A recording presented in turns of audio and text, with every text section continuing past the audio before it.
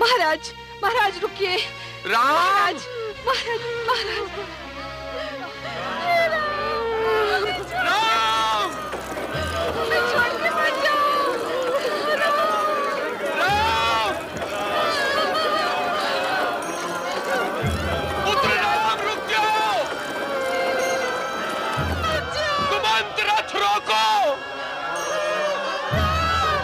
कोई रोको मेरे पुत्र को!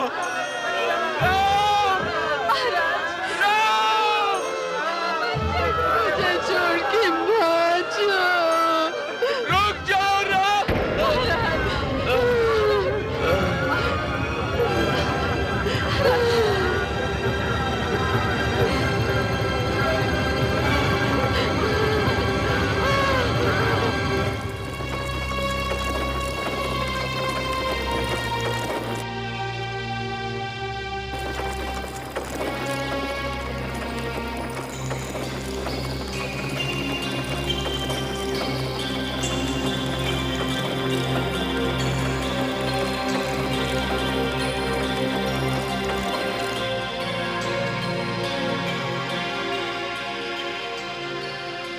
निषाद राज, निषाद राज, हमारे ग्राम की ओर राष्ट्रीय रथ आ रहा है। अवश्य ही अयोध्या से आ रहा है। चलो देखते हैं।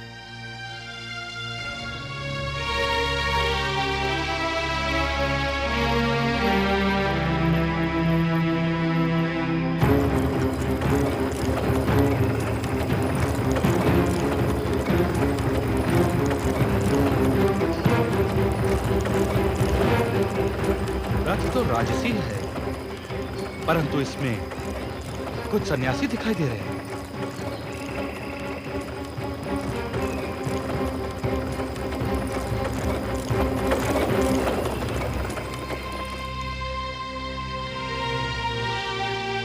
आइए, महामंत्री सुमन।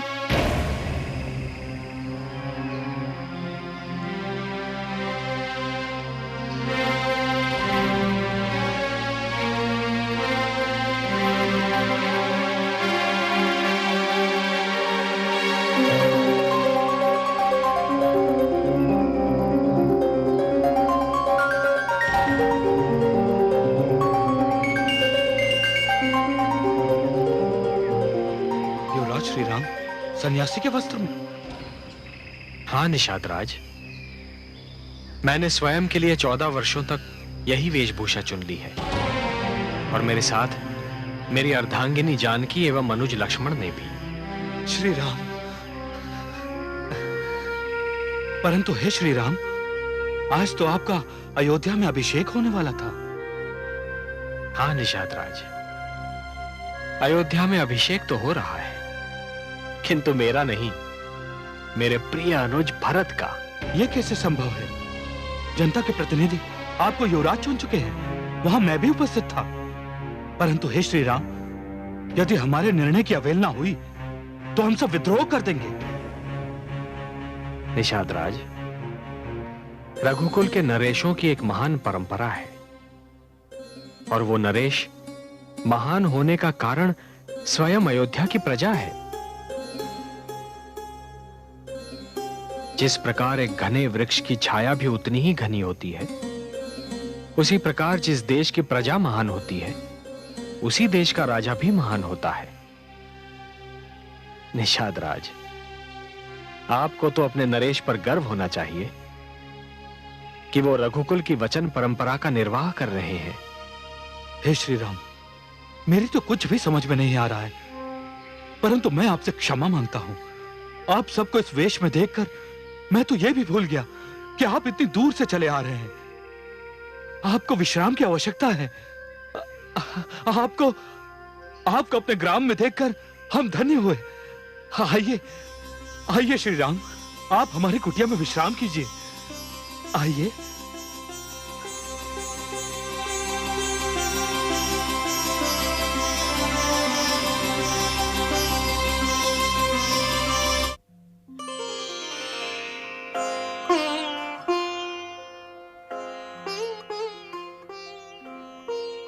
महाराज, मैंने आपके स्वस्थ होने के समय का जो अनुमान लगाया था, उसकी तुलना में आप अधिक शीघ्रता से स्वस्थ हो गए हैं। ऐसा लगता है मेरी औषधियों से अधिक आपके नातियों के आगमन ने अपना चमत्कार दिखा दिया है। मैं तो पहले ही आपको कहता था, ये रोग और कुछ नहीं, मेरे नातियों की मुझसे दूरी है। अब वो मेरे पास आ गए हैं, मेरा रोग चला गया। नानाश्री, हाँ? आयुष्मान भव।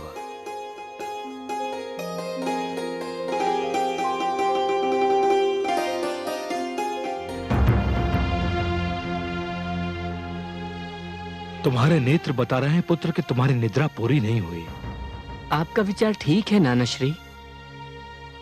भ्राता भरत कल रात एक पल के लिए भी नहीं सो पाए। पूरी रात बड़ी व्याकुलता से उन्होंने। क्यों वत्स, क्या हुआ? कुछ नहीं नानाश्री, मुझे ज्ञात नहीं क्यों, किंतु रात भर एक बड़ी व्याकुलता सताती रही। बार बार अयोध्या का ध्यान आता रहा। अयोध्या में तो अब उत्सव मनाया जा रहा होगा, मंगल गान गूंज रहे होंगे, तुम्हारे भाई राम का अभिषेक हुआ होगा। तुम तो अपने भाई के अभिषेक की सूचना सुनकर गदगद हो उठे थे।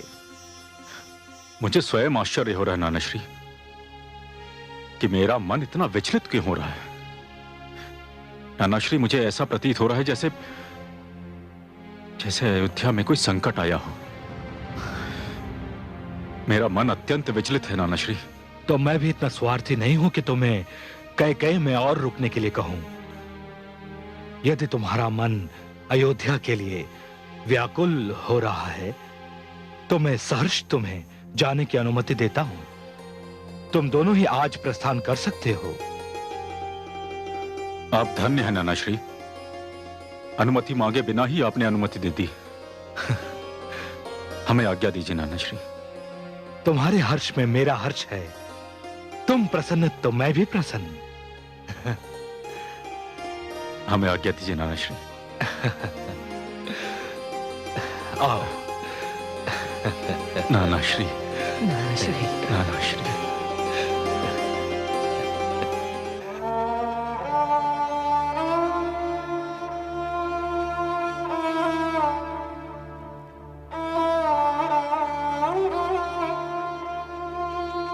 मैं आपको ऐसी औषधि दे रहा हूं जिसे पीते ही आपको तुरंत चैन आ जाएगा। नहीं वैद्यराज, मुझे तो चैन उसी समय आएगा जब महामंत्री सुमंत मेरे पुत्र को लेकर लौटेंगे।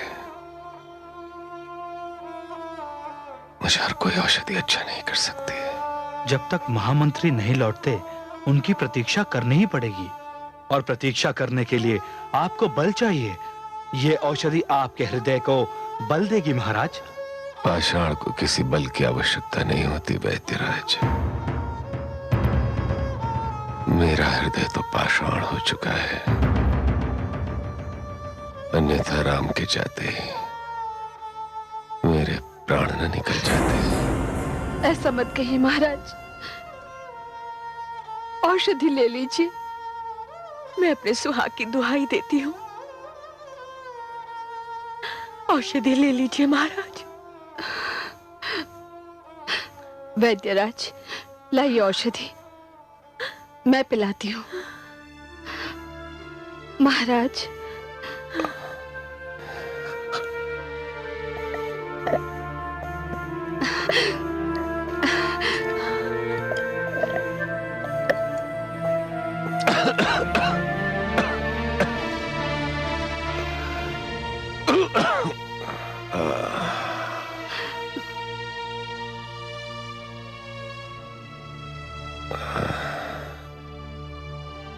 मैं आप दोनों को कैसे बताऊं कि मैं स्वयं को आपके समक्ष कितना लज्जित पाता हूं। मैंने आप दोनों के साथ घोर पक्षपात किया है। कैकेयी को 2 वर देकर मैंने आप दोनों को पुत्र वियोग सहने का दंड दे दिया। हम इसे दंड नहीं, नियति मानते हैं महाराज। अपने मन को बहलाने का इसके अतिरिक्त और कोई ढंग भी तो नहीं। ईश्वर से प्रार्थना कीजिए कि महामंत्री सुमंत की बात मेरा पुत्र मान ले और अयोध्या लौट आए।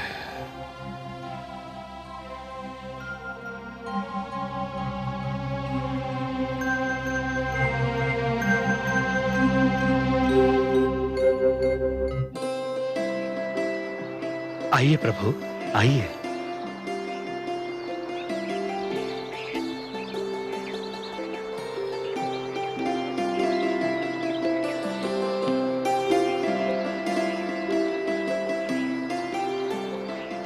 निषाद राज, कल जब हम यहां पर आए थे तब यहां पर ढेर सारी नौकाएं थीं। अब यहां पर कोई नहीं दिखाई दे रहा। कहां गए सारे केवट? हे श्री राम, ये सुनते हैं कि उनमें से किसी एक को अपनी नौका पर बैठाकर आपको उस पार ले जाना होगा। सारे केवट अपनी नौकाएं लेकर भाग गए। भाग जाने का कारण? भय प्रभु। किसका भय? मेरा? नहीं नहीं प्रभु, आपका भय नहीं। आप तो स्वयं भयभंजन हैं। आपका नाम लेते ही मन के सारे भय दूर हो जाते हैं। बड़ी विचित्र बात है निषाद राज। ये भी कहते हो कि भयभीत हैं, फिर ये भी कहते हो कि मुझसे भयभीत नहीं है, तो किससे भयभीत हैं? आपके चरणों की धूल से प्रभु। धूल से? धूल से क्या डरना निषाद राज? हे श्री राम, सारा संसार जानता है कि आपके चरणों की धूल लगते ही पत्थर की मूर्ति जीती जागती देवी बनकर जी उठी। वो तो पत्थर थी, हम निर्धनों की नौकाएं तो काठ ही है। यदि आपके चरणों की धूल ने इन्हें कुछ और बना दिया तो हम सब भूखे मर जाएंगे। इन्हीं नौकाओं के कारण हम अपना और अपने परिवार का पेट पालते हैं। हे श्री राम, यही कारण है कि सारे नाविक अपनी नौकाएं लेकर भाग खड़े हुए। निषाद राज, आपने तो मुझे असमंजस में डाल दिया। अब चरणों की धूल का भला मैं क्या कर सकता हूं? इस समस्या का समाधान तो मेरे पास भी नहीं है। हे कौशल्य नंदन, यदि आप मेरी बात मान जाएं, तो मेरे पास इस समस्या का समाधान है। तो बताओ ना। हे प्रभु, आप मुझे अपने पांव पखारने दीजिए। मैं आपके पांव इतने प्रेम से धोऊंगा कि इन पर एक भी रचकण शेष नहीं रह जाएगा। नहीं निषाद राज, चरण तो ऋषि मुनियों और महात्माओं के धोने चाहिए। मैं तो एक साधारण मानव हूं। हे श्री राम, जो राजभवन छोड़कर वन का पथ ले, उससे बड़ा ऋषि और कौन हो सकता है? जो राजसी ठाट बाट छोड़कर सन्यासी का वेश धर ले, उससे बड़ा मुनि और कौन हो सकता है? हे श्री राम, सत्ता पाने के पश्चात भी सत्ता का लोभ ना करके सत्ता किसी और को सौंप दे, उससे बड़ा महात्मा और कौन हो सकता है? आप तो मेरे लिए ऋषियों के ऋषि, महात्माओं के महात्मा और मुनियों के मुनि हैं। इसलिए आपके चरण धोना मेरा धर्म भी है और अधिकार भी। और बिना आपके चरण धोए मैं आपको नौका पर नहीं बिठा सकता। यदि यह आपका हठ है तो मैं आपको मना कैसे करूं? और यदि इस समस्या का यही समाधान है तो मैं आपको अपने चरण धोने की अनुमति देता हूं। आपकी जय हो, श्री राम की जय हो।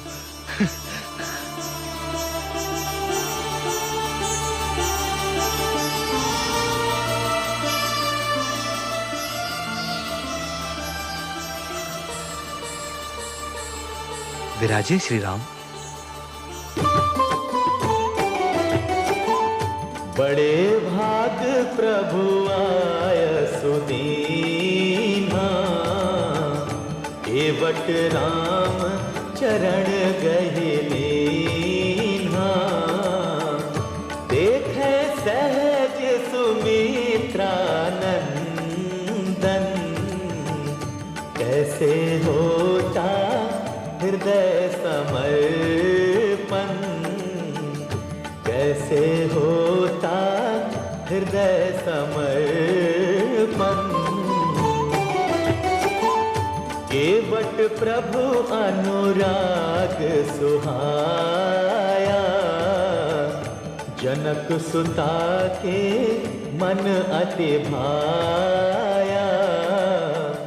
धोवत चरण मुदित मुस्कायो,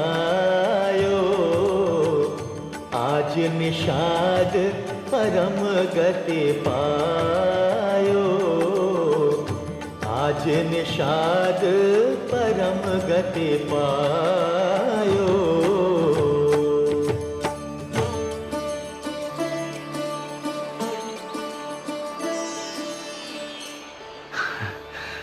प्रभु, मैं धन्य हूं।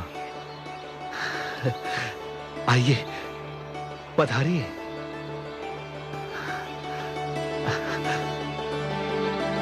आइए।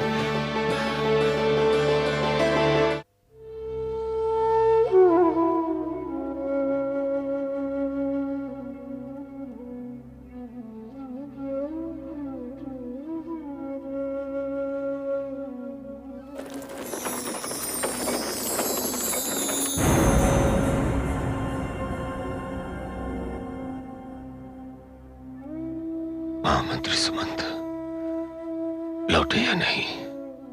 इतने शीघ्र कैसे लौटेंगे? अभी तो बस गंगा तट तक ही पहुंचे होंगे।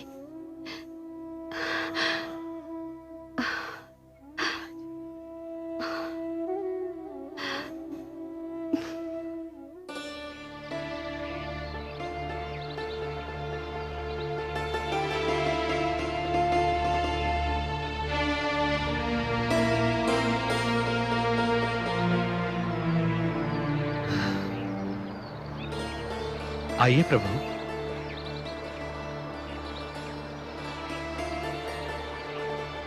जय श्री राम राम राम, जय श्री राम राम राम, जय श्री राम राम राम, मोरे राम राम राम। हे अयोध्या की माटी, राम तुमसे विदा लेता है। श्री राम, जय श्री राम राम राम, जय श्री राम राम। हे अयोध्या की माटी, जय श्री राम तुमसे विदा लेता है। मोरे राम राम राम, श्री राम राम राम, श्री राम।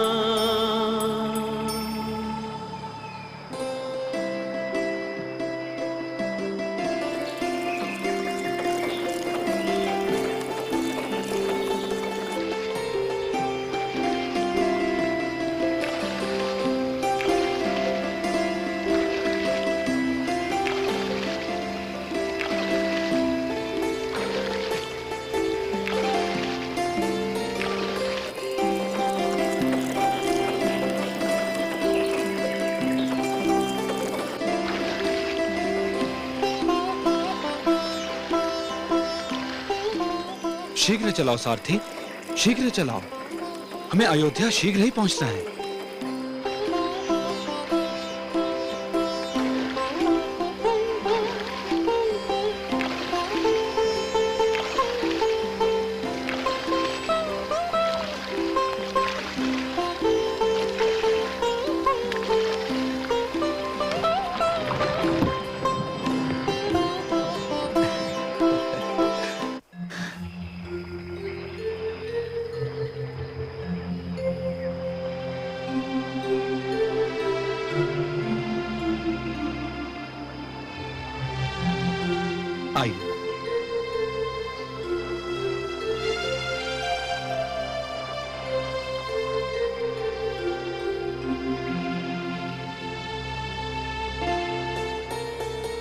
निषाद राज, मैं किन शब्दों में आपको धन्यवाद दूं? आपने हमें पार उतार दिया। किंतु मुझे खेद है निषाद राज कि आपको देने के लिए मेरे पास कुछ भी नहीं है। हम राजभवन से कुछ भी नहीं लाए। अब हम आपको उतराई कैसे दें? हे श्री राम, आपने अपने पांव पखारने दिए, मुझे सब कुछ मिल गया। अब मुझे किसी वस्तु की आवश्यकता ही नहीं रही। मुझे संसार का सबसे बहुमूल्य धन मिल गया। किंतु वो तो आपका स्नेह था। आपको अपने परिश्रम का मूल्य तो मिलना चाहिए। हे पतित पावन, आप मेरे घाट आए, मैंने आपको घाट पार करा दिया। जब मैं आपके घाट पहुंचूं, तो मुझे भवसागर पार करा दीजिएगा। मैं समझूंगा मेरे जीवन भर के परिश्रम का मूल्य मिल गया। महामंत्री, आपका भी कोटि कोटि धन्यवाद। आप हमें यहां तक छोड़ने चले आए। आपने अपना धर्म निभा लिया। अब आप अयोध्या लौट जाएं। मैंने अपना धर्म नहीं निभाया श्री राम। वो तो तब पूर्ण होगा जब मैं अयोध्या नरेश महाराज दशरथ का संदेश आपको सुना दूंगा। क्या है पिताश्री का संदेश? अयोध्या नरेश ने आपको संदेश और मुझे आदेश दिया है कि आप सब गंगा पार करके मेरे साथ अयोध्या लौट चले।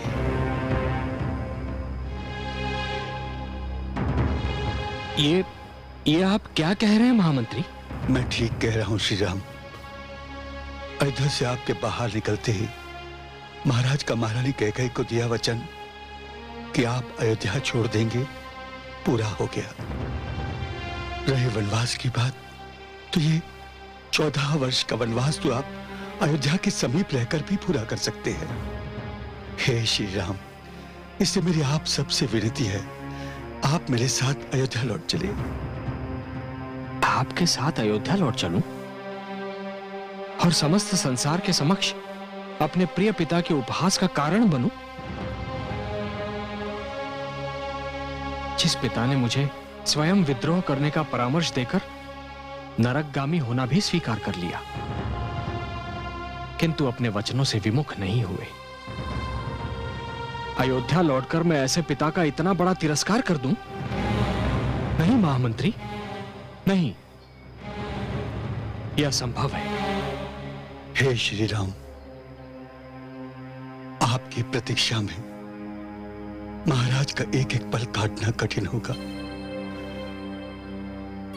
मेरे साथ आपको न देखकर न जाने महाराज की क्या दशा होगी। उनके लिए तो आग जब खाना भी कठिन होगा। महामंत्री, आप पिताश्री तक मेरा यह संदेश पहुंचाने की कृपा कीजिए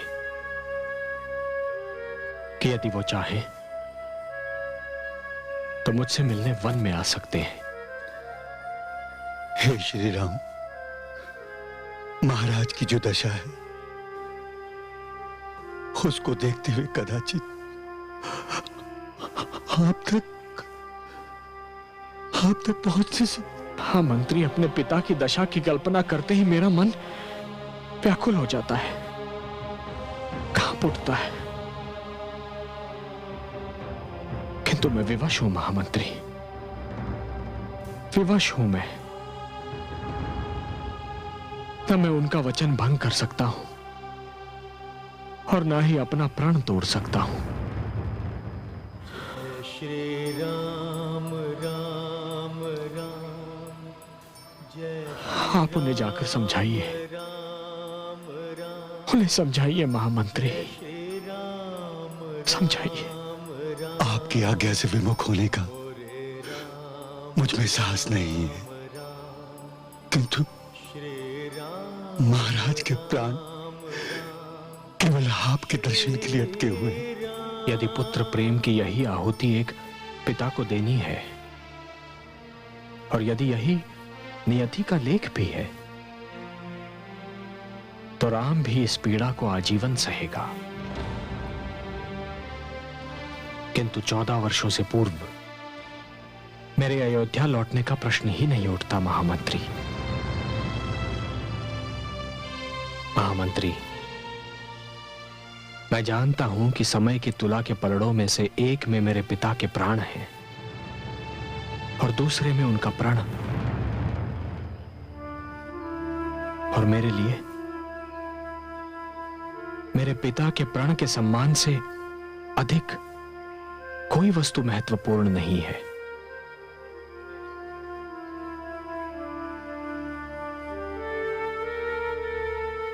आप उन्हें हमारा यह संदेश दे दीजिए और विदा दीजिए। राम राम राम, जय श्री राम राम राम, जय श्री राम राम राम, मोरे राम राम राम, श्री राम राम राम, श्री राम।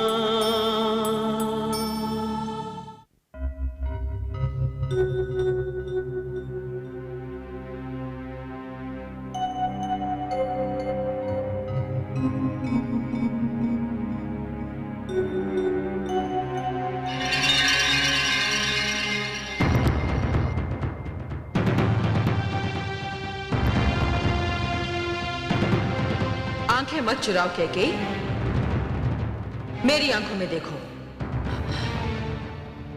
क्या चाहती हो तुम? बस ये जानना कि तुमने जो किया वो उचित था अथवा अनुचित। मैंने कुछ अनुचित नहीं किया। क्या अपने पति को ऐसी घड़ी में ऐसा दुख देना उचित था? क्या अपने पति के वचनानुसार वर मांगना अनुचित था? क्या अपने गोद में पले पुत्र राम के अधिकार छीनना उचित था? क्या अपनी कोख से जन्मे पुत्र भरत को उसके अधिकार दिला देना अनुचित था? तुम जानती हो कि अयोध्या की प्रजा ने पुत्र राम को चुना था और केवल इसलिए चुना था क्योंकि इस संसार में उस जैसा और कोई नहीं। मैं केवल इतना जानती हूँ कि मैंने अपने पुत्र भरत के हितों की रक्षा की है। मैंने माँ का धर्म निभाया। मैंने जो भी किया अपने पुत्र के लिए किया। और यदि इसी पुत्र भरत ने इसे अपने हित में ना समझा तो तुम भली भांति जानती हो कैकेयी कि पुत्र भरत अपने भ्राता राम पर प्राण न्यौछावर करता है। तुम कहती हो तुमने जो भी किया अपने पुत्र के हित के लिए किया, किंतु यदि उसी पुत्र भरत ने तुम्हें ही दोषी समझा तो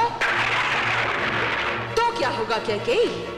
तुमने उस परिवार की एकता भंग की है जिसकी एकता की संसार सौगंध लेता था।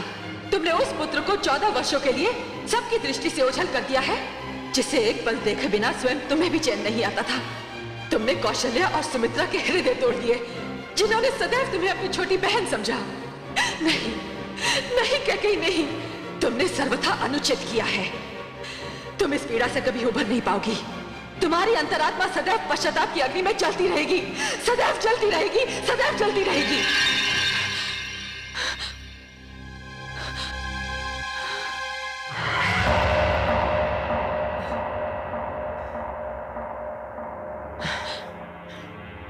पुत्री,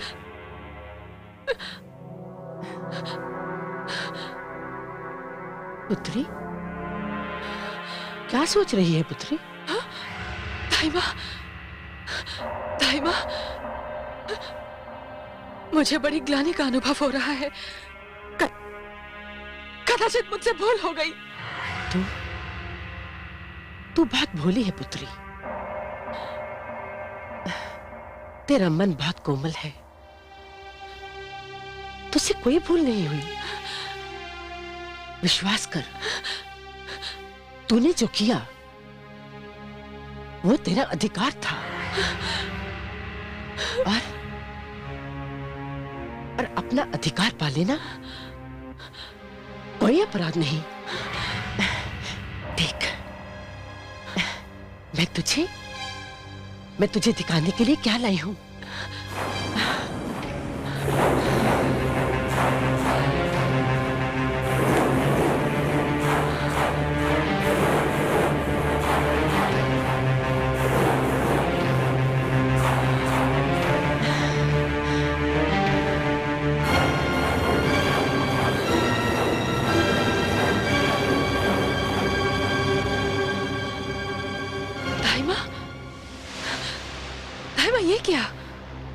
जब तू राजमाता बनेगी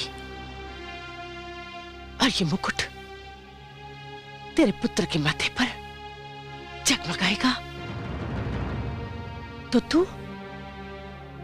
तू संसार का हर दुख भूल जाएगी पुत्री। पर धाई माँ, ये आप कैसे ले आई? इसे छूने की अनुमति तो किसी को नहीं है। मुझे है, क्योंकि मैं अयोध्या की राजमाता की धाई मां हूं और कोई मुझसे कुछ पूछने का साहस नहीं रखता, साहस नहीं रखता।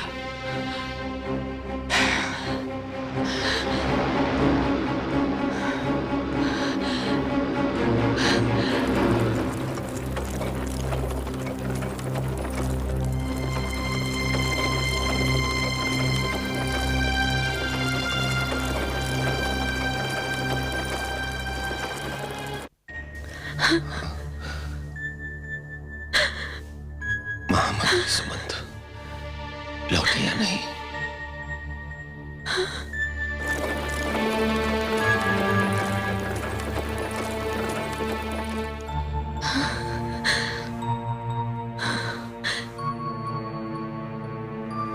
महाराज,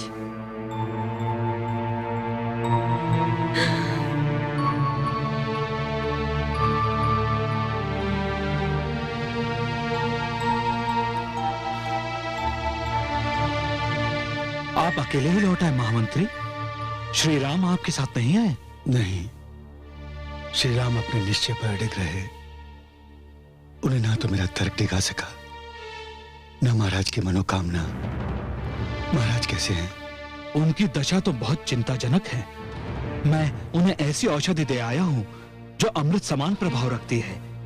यही मेरे वश में था, परंतु श्री राम का आपके साथ ना आना बहुत बुरा हुआ। अब न जाने क्या होगा। कदाचित नियति का यही निर्णय था, और नियति का निर्णय अच्छा बुरा नहीं देखता। महामंत्री सुमंत, महाराज के प्राण पखेरु पिंजरे से निकलने को व्याकुल हैं, और ये सोचना तो पिंजरे का द्वार ही तोड़ देगी। जानता हूं वैदराज, पर कर क्या सकता हूं? उन्हें अभी ये सूचना मत दीजिए, उन्हें कुछ ना बताइए। वैदराज, मैं उनका महामंत्री हूं, उनका विश्वास पात्र हूं। सदैव मैंने उनके आदेश का पालन किया है। उन्हें सूचना देना मेरा धर्म है। परिणाम की चिंता होते हुए भी मुझे उन्हें सूचना देनी होगी, अन्यथा कोई भी राजा अपने महामंत्री पर विश्वास नहीं करेगा। मैंने तो सब कुछ अपने ईश्वर पर छोड़ दिया है।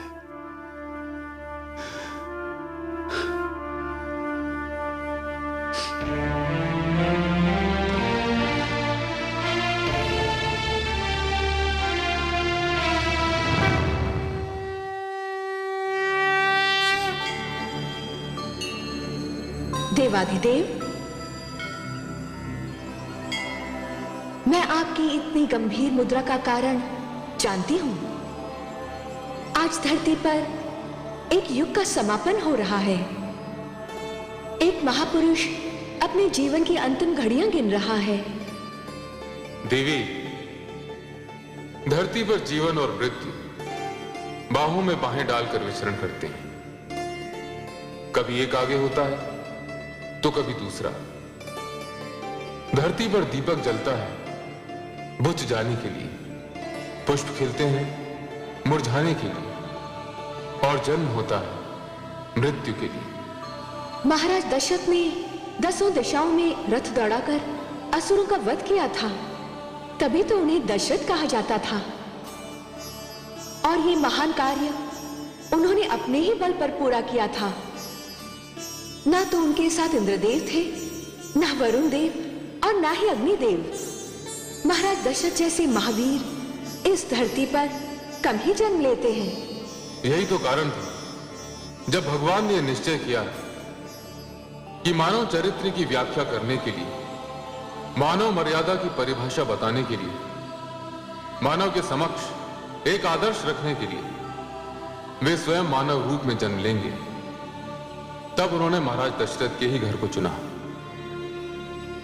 जिस घर में इतनी महान घटना घटे, उसे उसका कुछ तो मूल चुका नहीं होता है। किंतु कहीं ये श्रवण कुमार के माता पिता के शाप का परिणाम तो नहीं है? वो तो मात्र एक बहाना था देवी। यदि वो घटना नहीं घटती तो कुछ और होता। जीवन को एक दिन अपने अंत तक तो पहुंचना ही होता है। महाराज दशरथ की जीवन यात्रा का अंत इसी प्रकार होना था।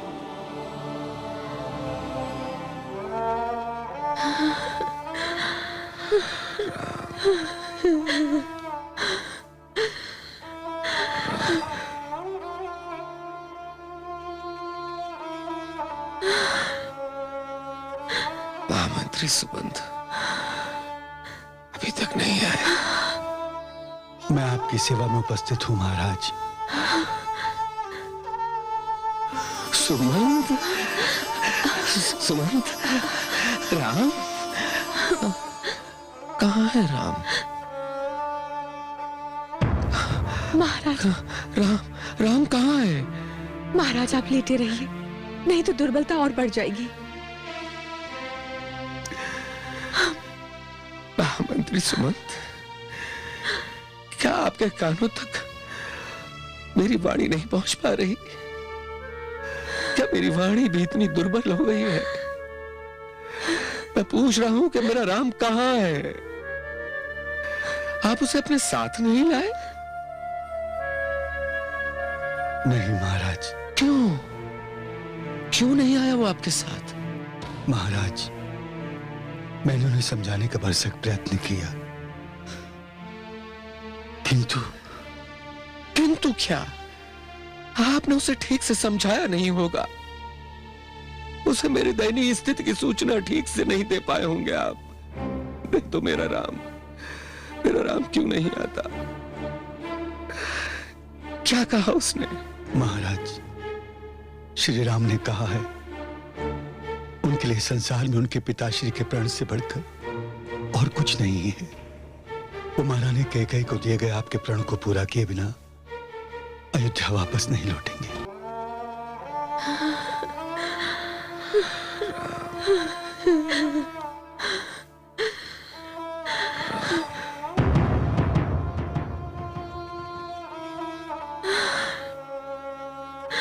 महामंत्री सुबंध अभी तक नहीं आए। मैं आपकी सेवा में उपस्थित हूं महाराज। सुमंत, सुमंत, राम कहाँ है? राम महाराज। राम कहाँ है? महाराज आप लेटे रहिए, नहीं तो दुर्बलता और बढ़ जाएगी। महाराज, श्री राम ने कहा है उनके लिए संसार में अपने पिताश्री के प्राण से बढ़कर कुछ नहीं है। वो महारानी कैकेयी को दिए आपके प्राण को पूरा किए बिना वापस अयोध्या नहीं लौटेंगे। उन्होंने कहा है यदि आप चाहें तो वन में उन्हें दर्शन दे सकते हैं। मैं जानता हूं महाराज, ये निर्णय लेते समय श्री राम को कितनी पीड़ा हो रही थी, किंतु ये श्री राम का निर्णय है। इसे मैं तो क्या, संसार की कोई भी शक्ति टिका नहीं सकती। दुर्भाग्य, घोर दुर्भाग्य। अब तो कोई आशा नहीं रह गई।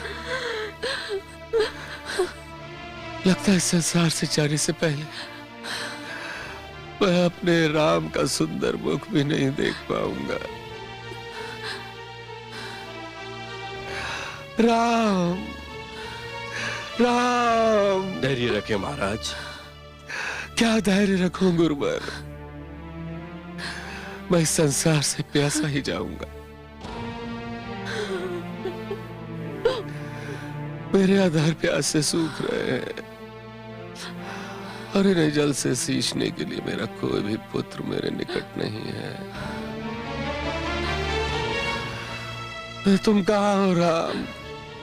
राम कहाँ हो तुम मेरे पुत्र? मैं गंगा जल लेकर आता हूँ महाराज। राम आइए वैद्यराज। मेरे पुत्र राम। राम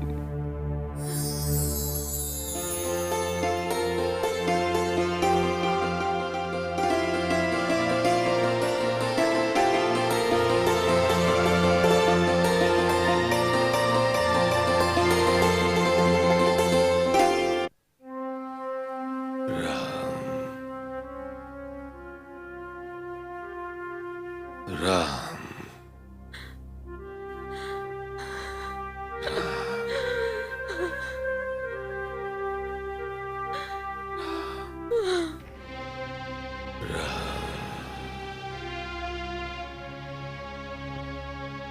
क्या हुआ स्वामी? देवी, पिताश्री मुझे पुकार रहे हैं। अनुज, आज्ञा दे भ्राताश्री। मुझे अपना कमंडल दो अनुज।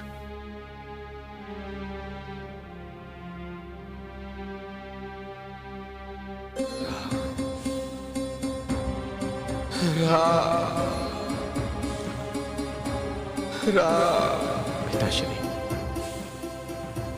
मैं आपकी पुकार सुन रहा हूं पिताश्री। मैं जानता हूं कि प्यास से आपके होंठ सूख रहे हैं। मुझे खेद है पिताश्री कि ऐसे समय आपके निकट रहकर मैं आपकी सेवा नहीं कर सका, किंतु ये गंगा का जल भेज रहा हूं पिताश्री, जो आपकी प्यास बुझा देगा।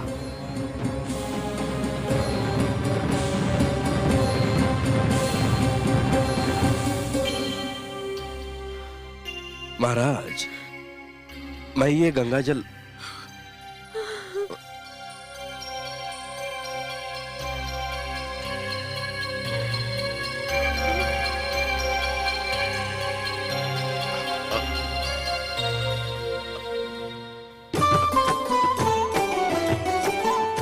दशरथ प्यास न कोई पहचाने, राम ही समझे राम ही जाने। राम समान पुत्र जो पाए, वो दशरथ प्यासा क्यों जाए, वो दशरथ प्यासा क्यों जाए।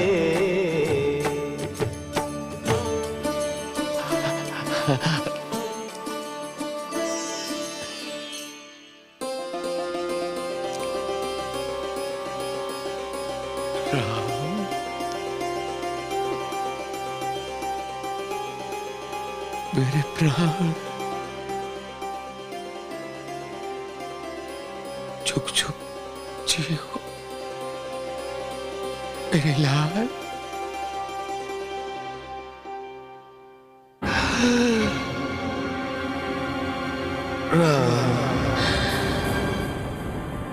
स्वामी नहीं।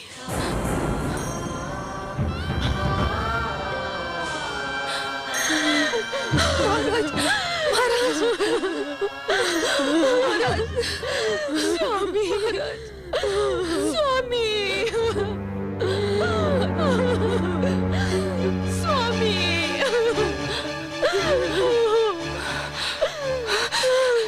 धाइमा, धाइमा, ये विलाप कैसा? ये विलाप तेरी उन बैरिनों का है, जिन्हें हमारे भरत का युवराज बनना फूटी आंख नहीं भाया है।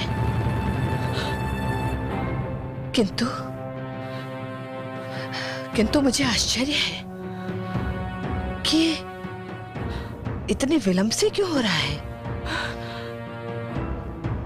ये तो उसी क्षण आरंभ हो जाना चाहिए था, जिस समय हमारे भरत को युवराज बनाने का निर्णय लिया गया था। लगता है राम के वन जाने के उपरांत इनकी सारी आशाओं पर पानी फिर गया है, इसलिए अब विलाप कर रही हैं। माताश्री, माताश्री, क्या हुआ पुत्री? क्या हुआ? माताश्री, क्या हुआ? कुछ बोलती क्यों नहीं? माताश्री, महाराज हमें छोड़कर चले गए। कहाँ चले गए? हाँ? अयोध्या छोड़कर चले गए? अयोध्या छोड़कर गए होते तो कदाचित वापस भी आ जाते, लेकिन वो तो ऐसी यात्रा पर निकल गए हैं जहाँ से वापस आना असंभव है माताश्री, असंभव है। माताश्री, महाराज हमें छोड़कर चले गए।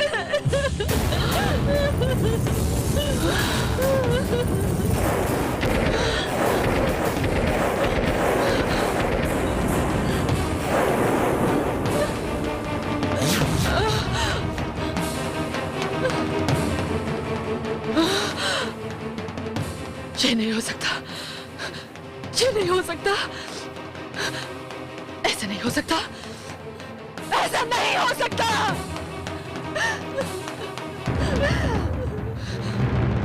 महाराज नहीं जा सकते, महाराज नहीं जा सकते। मेरे पुत्र का तिलक किए बिना महाराज नहीं जा सकते। महाराज, महाराज, महाराज, महाराज, माताश्री, माताश्री, महाराज, महाराज, महाराज, महाराज, महाराज।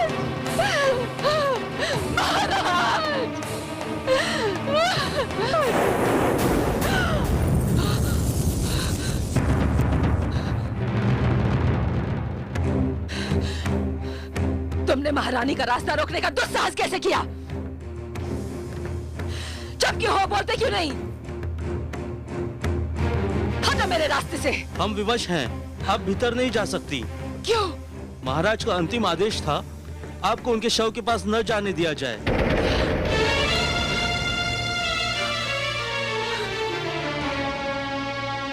नहीं, नहीं, नहीं।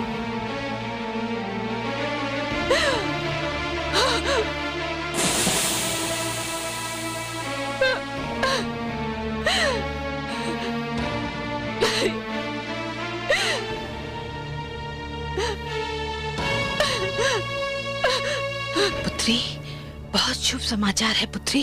चुप कीजिए। मेरे पति के निधन को आप शुभ समाचार कह रही हैं? आप जानती हैं, मुझे तो उनके अंतिम दर्शन करने से भी रोक दिया गया। महाराज का निधन हो गया, ये तो बहुत ही अशुभ समाचार है। किंतु शुभ समाचार ये है कि पुत्र भरत लौट आए हैं। चल चल कर उनका स्वागत करें। नहीं जाना, मैं कहीं नहीं जाऊंगी। अरे बावली, होने को कौन रोक सकता है? जो होना था सो हो गया। अब तेरा पुत्र आ गया है, जब वो युवराज बन जाएगा तू राजमाता बन जाएगी। राजमाता को कौन रोक सकता है भला?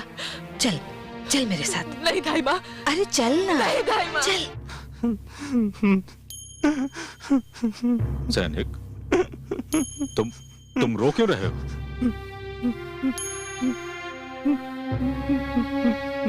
क्या हुआ, रो क्यों रहे हो तुम? तुमने सुना नहीं? भ्राताश्री तुमसे तुम्हारे रोने का कारण पूछ रहे हैं।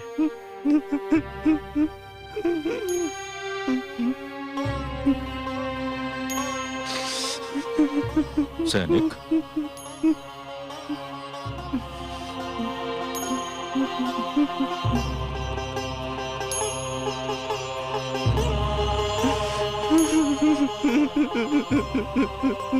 क्या हुआ?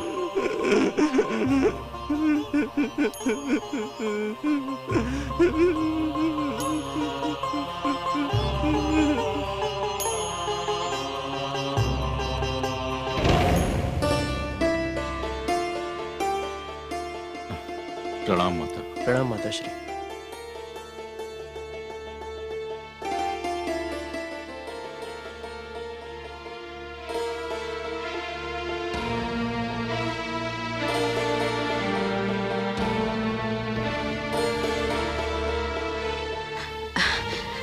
अपने पुत्र की आरती नहीं उतारोगी? लो।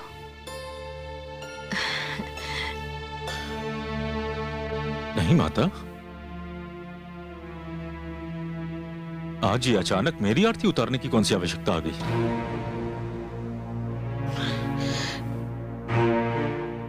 ना तो मैं अयोध्या का राजा हूं, ना ही युवराज जिसके लौटने पर उसकी आरती उतारी जाए।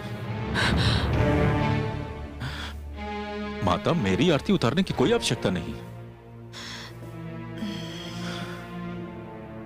किंतु माता, मुझे एक बात समझ में नहीं आ रही कि आज समस्त भवन में शमशान जैसा सन्नाटा क्यों छाया हुआ है? हर नेत्र से अश्रुधारा बह रही है। माता, कहीं कुछ अशुभ तो नहीं हुआ है? पुत्र, तुम मेरे कक्ष में चलो, मैं तुम्हें सब बताती हूँ। चलो। नहीं माता। माता, जिस प्रकार नदी के निकट आकर प्यासे की प्यास और अधिक बढ़ जाती है, उसी प्रकार अयोध्या में आकर अपने भ्राताश्री के दर्शन की अभिलाषा मेरी और अधिक बढ़ गई है। कई दिवस से मैंने उनका मुख नहीं देखा। माता, आप नहीं जानती मेरे मन की क्या दशा है। जब तक मैं अपने भ्राताश्री के दर्शन न कर लूं, मुझे चैन नहीं पड़ेगा। माता, आप जाएं, मैं अभी आता हूं। रुक जा पुत्र। नहीं माताश्री। माताश्री, आप जानती हैं कि भ्राताश्री मेरे प्राण हैं। मैं जितने दिवस अयोध्या से दूर रहा, मुझे ऐसा प्रतीत होता रहा जैसे मैं प्राण विहीन हो गया हूं। माता, अब इतने निकट आने के पश्चात भी मैं अपने भ्राताश्री के दर्शन न करूं, यह असंभव है। माता, माता, मुझे जाने दीजिए आप। रुक जा पुत्र, मैं तुम्हें अपनी सौगंध देती हूँ। पहले मेरे कक्ष में चलो, फिर कहीं जाना। सौगंध?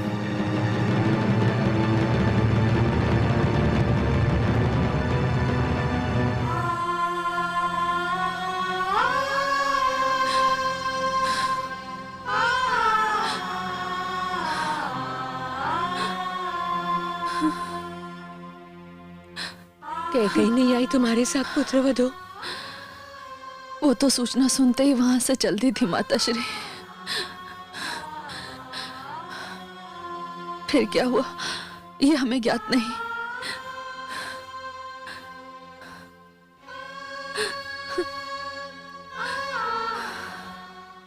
मेरी बात ध्यान से सुनो पुत्र।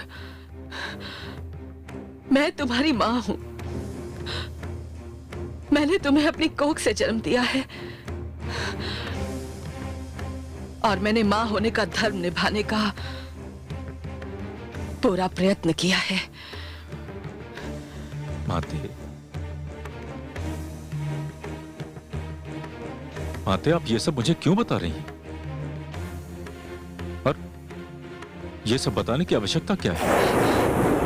पुत्र, मैंने तुम्हारे पिताश्री महाराज दशरथ से ये वर मांग लिया है कि अयोध्या के युवराज राम नहीं, तुम होगे। क्या? नहीं माते, नहीं माते, आपने ऐसा कुछ नहीं कहा।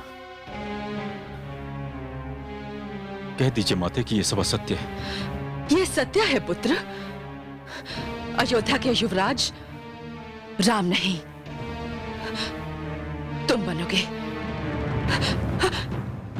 इस पद पर तुम्हारा अधिकार है। नहीं, नहीं माते, नहीं। जिस भाई की चरण रज से मैं तिलक करता हूं,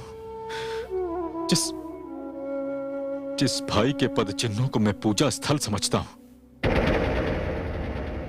जिसका स्मरण किए बिना मैं रात्रि को नेत्र नहीं मूंदता, जिसका मुख देखे बिना मेरी भोर नहीं होती माते, माते, जो भाई मेरा आदर्श है,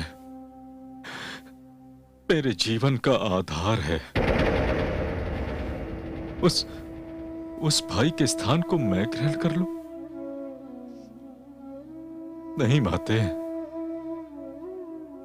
नहीं। ये सोचने का पाप भी मैं नहीं कर सकता।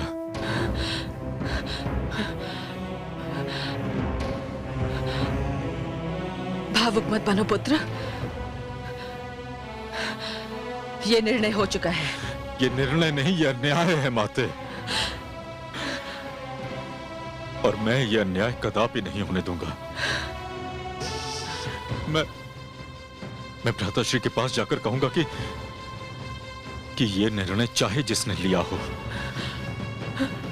भरत इस निर्णय को अस्वीकार करता है।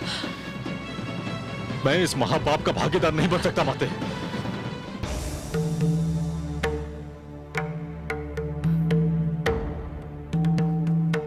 भावुक मत बनो पुत्र। ये निर्णय हो चुका है। ये निर्णय नहीं, अन्याय है माते, और मैं ये अन्याय कदापि नहीं होने दूंगा। मैं भ्राताश्री के पास जाकर कहूंगा कि ये निर्णय चाहे जिसने लिया हो, भरत इस निर्णय को अस्वीकार करता है। मैं इस महापाप का भागीदार नहीं बन सकता माते। चलो शत्रुघ्न, हमें अभी भ्राताश्री के पास जाना। ठहरो, तुम राम से नहीं मिल पाओगे। नहीं मिल पाऊंगा? कारण? कारण यह है कि राम अयोध्या में नहीं है। वो वन की ओर प्रस्थान कर चुका है।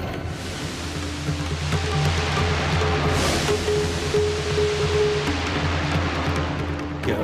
हाँ, मैंने महाराज से अपने दूसरे वर में यही मांगा था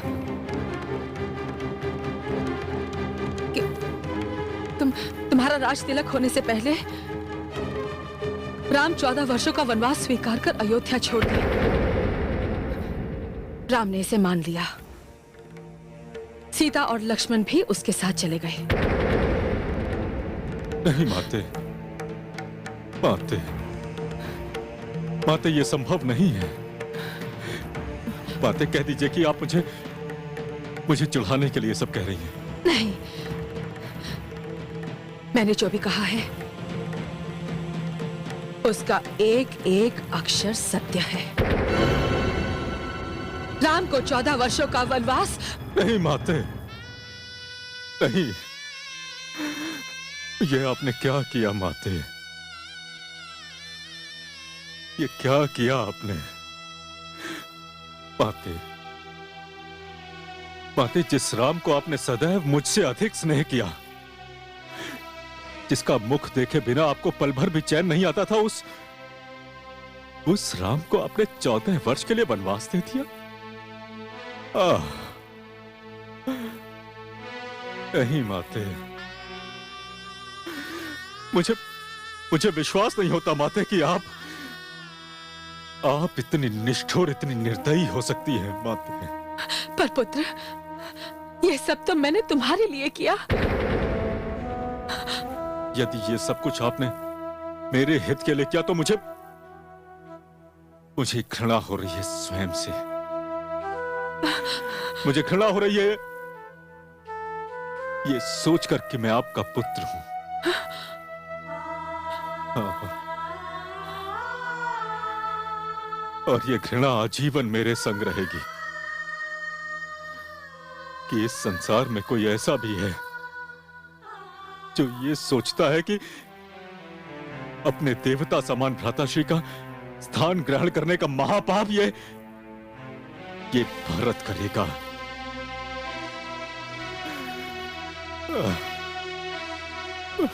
मुझे घृणा हो रही है माता,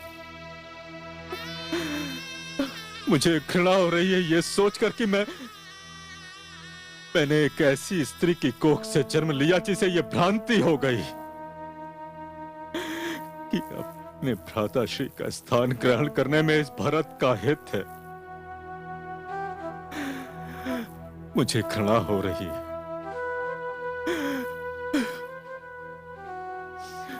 माते,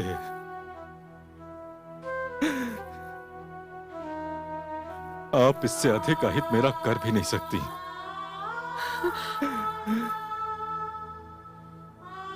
इससे अधिक अहित आप नहीं कर सकती। किंतु मैं अभी पिताश्री के पास जाऊंगा और उनसे कहूंगा कि पिताश्री ये भरत इस अनर्थ का भागीदार नहीं है। मैं ये अनर्थ नहीं होने दूंगा। अब महाराज के पास जाने से कोई लाभ नहीं होगा पुत्र। क्यों? क्यों लाभ नहीं होगा? क्योंकि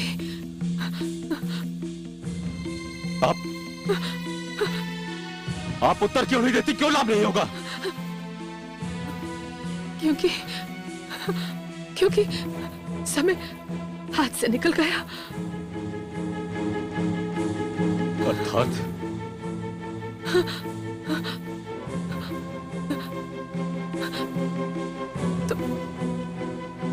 तुम्हारे पिताश्री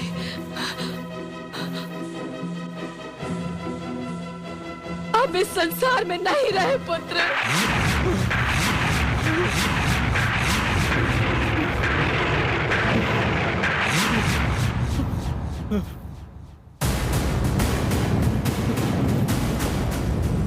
पिताश्री,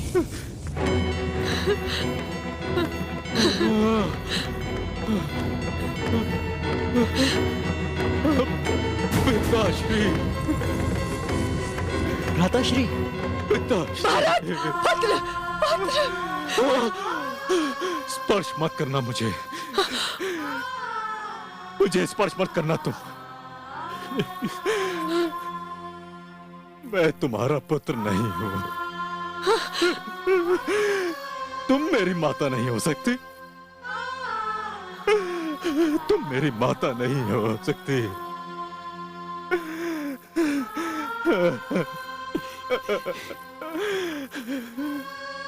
तुमने मेरे पिताश्री एवं भ्राताश्री के विरुद्ध षड्यंत्र नहीं किया।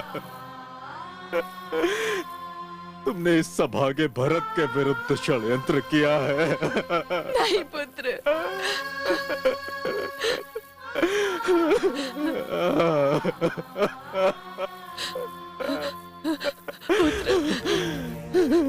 जीते जी मार डाला है तुमने मुझको। इन्हीं हाथों से मार डाला है मुझे। हत्या करते इस भरत की। नहीं। हत्या करते इस भरत की।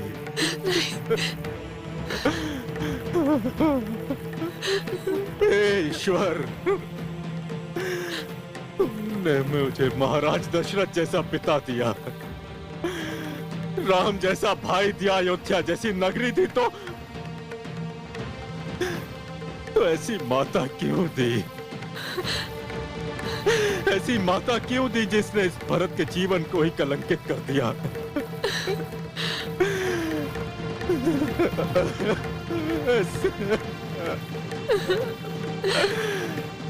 इस माता ने मुझसे मेरा पिता छीन लिया,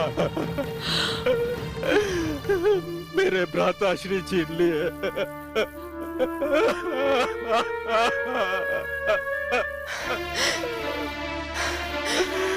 वाह पुत्र, जिस माता ने तुम्हारे लिए इतना सब कुछ किया, उसके साथ ऐसा दुर्व्यवहार करते हुए तुझे तनिक भी लज्जा नहीं आती? चुप कर डान। हम जानते हैं कि तेरा ही रचा हुआ षड्यंत्र है। तूने ही माताश्री को भड़काया, श्री राम के विरुद्ध किया। आज मैं तेरा भी अंत कर दूंगा और तेरे षड्यंत्र का भी। नहीं, नहीं, नहीं अनुज, नहीं। हमें अपने पिताश्री के चरण स्पर्श करने हैं अनुज। हाँ। यदि इस पापन के रक्त से तूने अपने हाथ रख लिए तो अपने पिताश्री के पावन मृत शरीर को हम कैसे छुएंगे? हाँ? और वैसे भी ये तो मात्र एक दासी है। अपराधन तो वो है जो इस दासी के बहकावे में आकर इतना बड़ा षड्यंत्र कर बैठी, इतना बड़ा अनर्थ कर बैठी। चलो अनुज, चलो। रुक जा पुत्र, पुत्र रुक जा। भरत, मत जा भरत, रुक जा भरत, मत जा पुत्र, रुक जा, रुक जा, रुक जा, रुक जा, रुक जा, रुक जा। मत रो पुत्री, मत कटा मेरे। सत्य कहा मेरे पुत्र ने, तू डायन है, तू हत्यारन है। मैंने कभी तुझे दासी नहीं समझा, सदा दाई माँ कहा।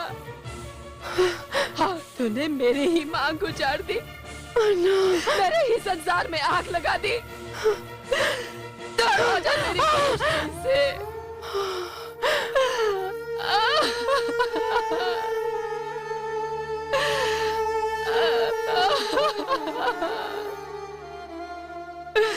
हाय मेरा भाग्य,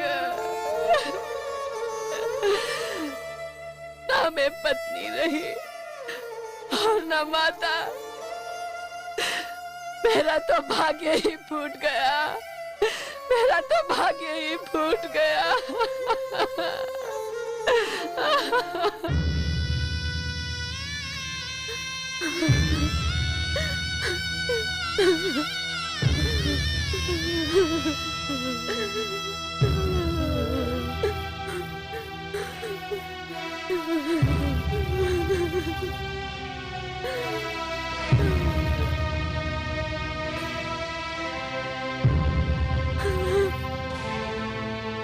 पिताश्री, पिताश्री, पिताश्री,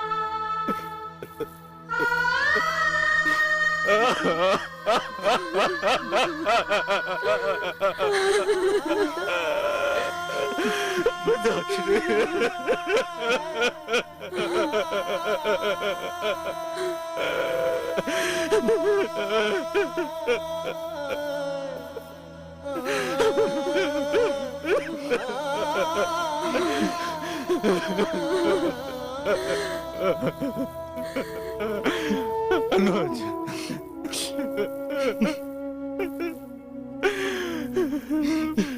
पिताश्री, पिताश्री, आपने इतना समय तो दिया होता कि अभागा भरत आपको बता पाता कि इस षड्यंत्र में वो सम्मिलित नहीं है। पिताश्री, आपका भरत इस षड्यंत्र में सम्मिलित नहीं है।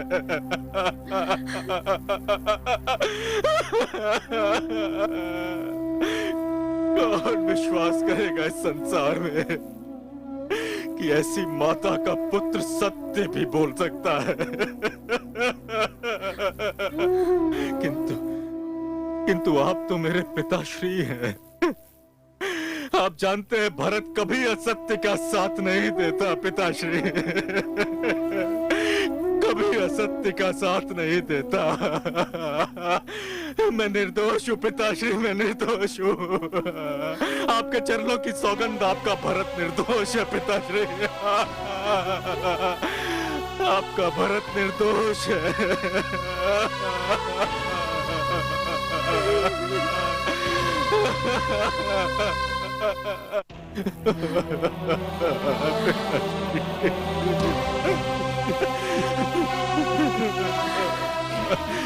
उठो पुत्र, उठो।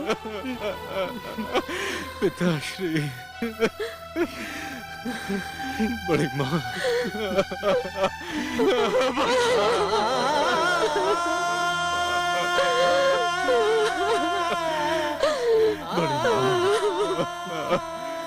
पुत्र, प्रत्यक्ष को प्रमाण की आवश्यकता नहीं होती है। तुम गंगा जल की भांति पवित्र हो। नहीं बड़ी माँ, तुमने कोई अपराध नहीं किया पुत्र। नहीं बड़ी माँ, नहीं। अपराधी तो मैं हूँ बड़ी माँ, अपराधी तो मैं हूँ।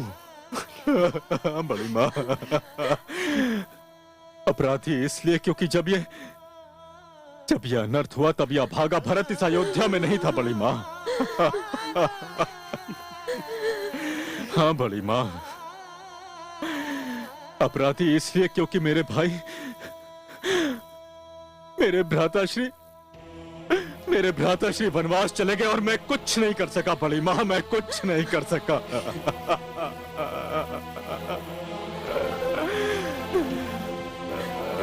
अपराधी इसलिए भी बड़ी माँ क्योंकि यह अनर्थ मेरे नाम पर हुआ। इस अनर्थ का कारण ही अभागा भरत बना। बड़ी माँ, इस अनर्थ का कारण ही अभागा भरत बना। अपराधी इसलिए भी बड़ी माँ क्योंकि मैंने एक ऐसी कोख से जन्म लिया जिसने जीते जी मुझे नरक भेज दिया, मुझे नरक भेज दिया, मार डाला मुझे आज। बड़ी माँ, पता नहीं पूर्व जन्म के कौन से पाप थे मेरे, जिनका इतना कठोर दंड मिला है मुझे।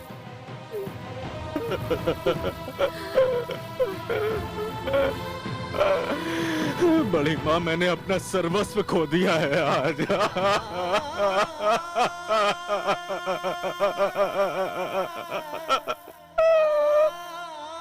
मैंने आज अपना सर्वस्व खो दिया है।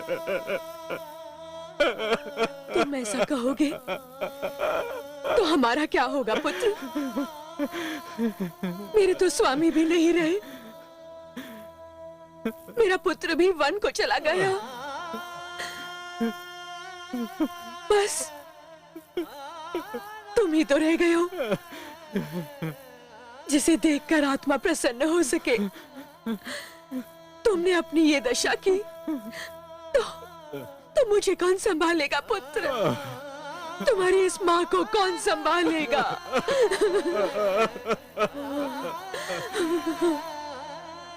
पुत्र राम भी यहाँ नहीं है।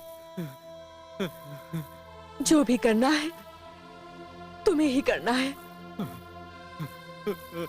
अपने धर्म का पालन करो पुत्र। अपने पिता की चिता को मुखाग्नि दो।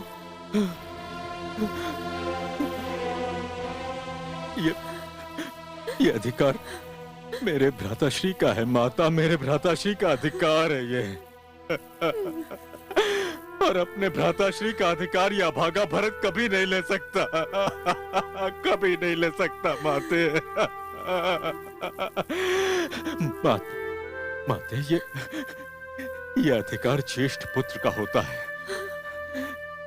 ये अधिकार मेरे भ्राताश्री का है। माते, मैं स्वयं जाऊंगा।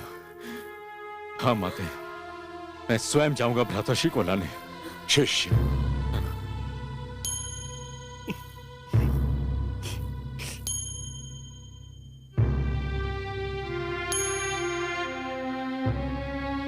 यह अधिकार और अनाधिकार के विषय में सोचने का समय नहीं है भरत। कर्तव्य निर्वाह का समय है। इस समय तुम ही ज्येष्ठ पुत्र हो। महाराज के शव को रखे बहुत विलंब हो चुका है। क्षय से बचाने के लिए उनका तुरंत अंतिम संस्कार करना अत्यंत आवश्यक है। आओ भरत, आओ।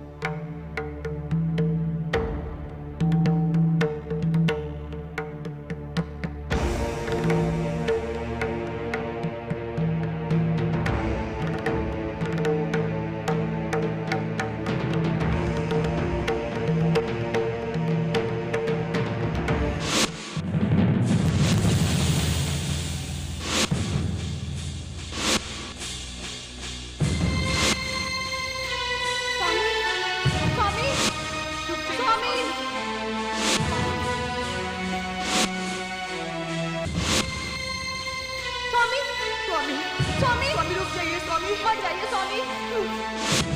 स्वामी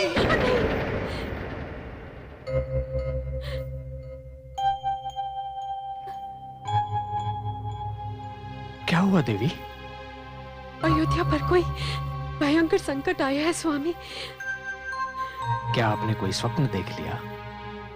हाँ स्वामी, स्वामी मैंने देखा कि महाराज सन्यासी की वेशभूषा में भवन छोड़ के जा रहे हैं।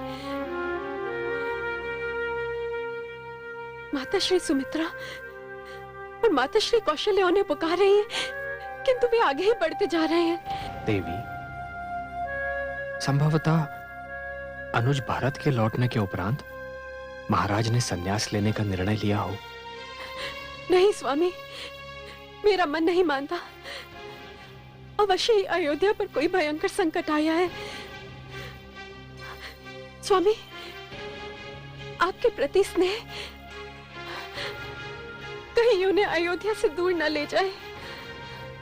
देवी, अयोध्या में राजा अथवा प्रजा ने कर्तव्य मार्ग से विमुख होना नहीं सीखा। एक रघुवंशी अपने प्राण दे सकता है, किंतु राजहित के विरुद्ध कभी कुछ नहीं कर सकता। सो जाइए देवी, आपने अवश्य ही कोई भयानक सपना देखा है। सो जाइए।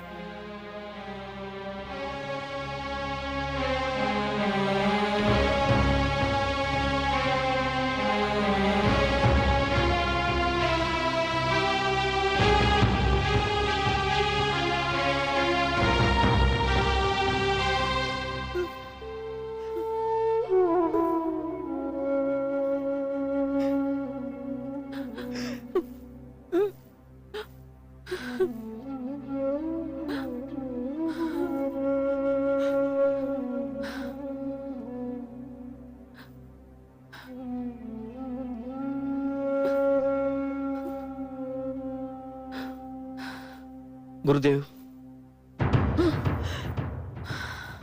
हम महाराज की अंतिम यात्रा की सारी व्यवस्था कर चुके हैं। हाँ, अब और विलंब उचित नहीं होगा।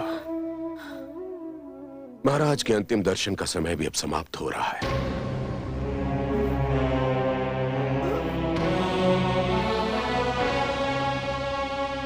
गुरुदेव, कुछ घड़ी और प्रतीक्षा कर लीजिए। मैं महारानी कैकेयी को लेकर आती हूँ। रुक जाइए बड़ी माँ। क्यों पुत्र? आपको रोकने के लिए क्षमा चाहता हूँ, किंतु मैं नहीं चाहता कि आप वहां जाएं और ना ही ये चाहता हूं कि वो यहां आए। मत जाइए बड़ी माँ। राम यहाँ नहीं है तो मैं तुम में पुत्र राम को देखती हूँ। ये बताओ कि यदि आज तुम्हारे स्थान पर राम होता तो वो मुझे जाने से रोक सकता था?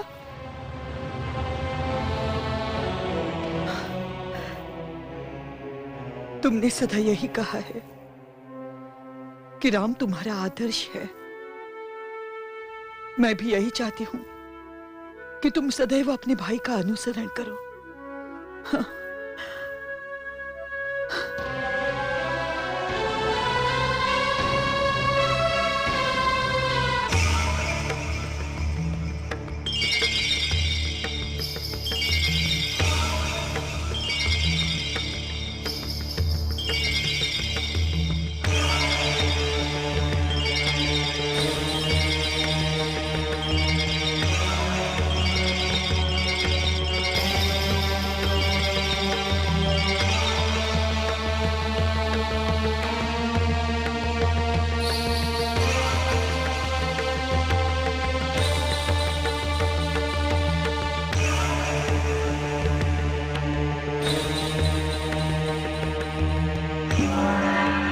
कैकेयी, आज तुझे निर्णय करने में बड़ी कठिनाई हो रही होगी कि वास्तविक कैकेयी कौन थी। वो जिसने महाराज के जीवन की रक्षा की थी, अथवा वो जिसने महाराज से जीवन छीन लिया, वो जिसने महाराज के जीवन में प्रेम का रस घोला था, अथवा वो जिसने उनके जीवन में विष घोल दिया, वो जिसने प्रेम बंधन और विवाह को नए अर्थ दिए थे, अथवा वो जिसने प्रेम और विवाह की पवित्रता के सारे अर्थ व्यक्त कर दिए। कैकई, कैकई, कैकई। दीदी, मुझे क्षमा कर दीजिए दीदी, क्षमा।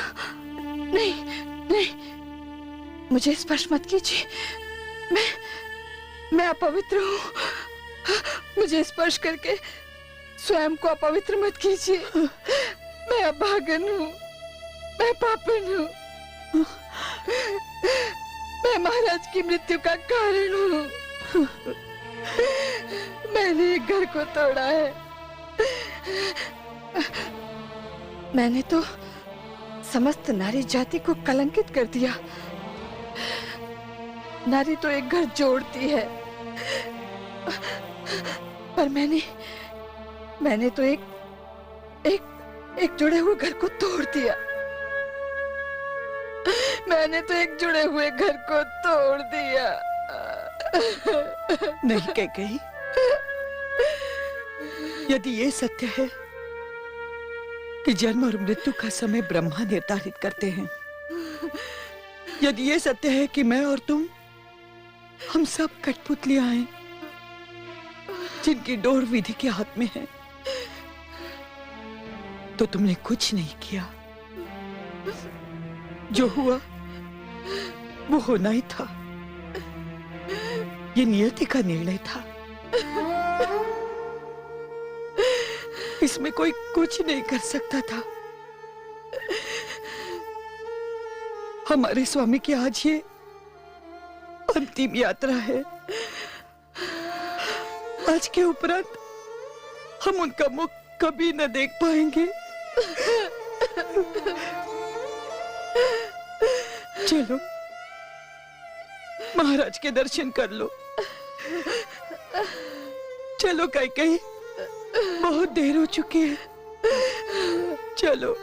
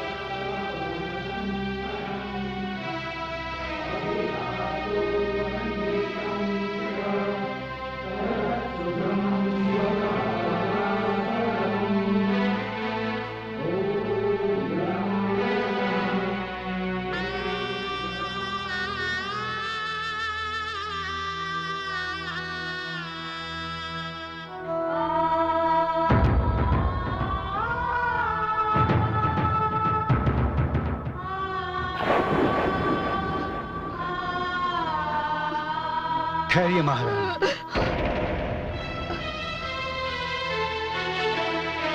क्या बात है महामंत्री?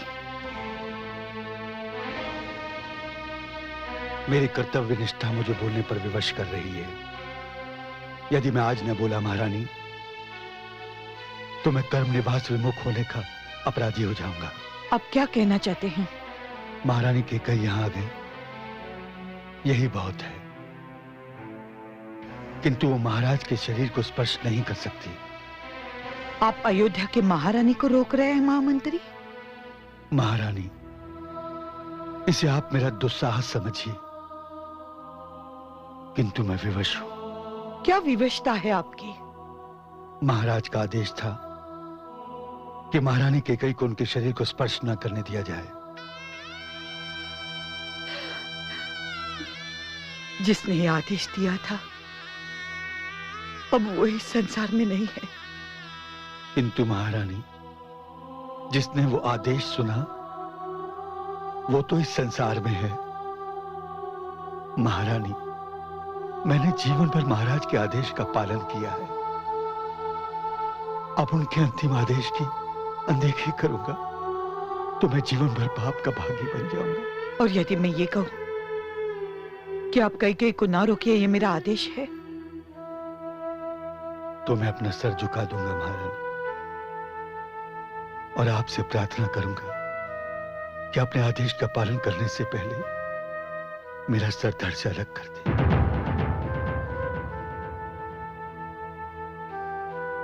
महारानी, मैं रघुवंशी नहीं हूं, किंतु मैंने रघुवंशियों का नमक खाया है। मैं अपने जीते जी सहन नहीं कर सकता कि रघुवंशी महाराज का वचन अधूरा रह जाए। महामंत्री सत्य कह रहे हैं। मेरे कारण महाराज को जीते जी घोर पीड़ा सहनी पड़ी। मैं नहीं चाहती अब मेरे कारण उनकी आत्मा को भी कोई पीड़ा सहन करनी पड़े।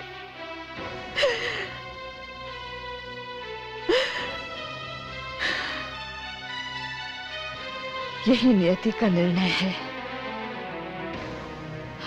मैं तो उनके शव को भी नहीं छू सकती।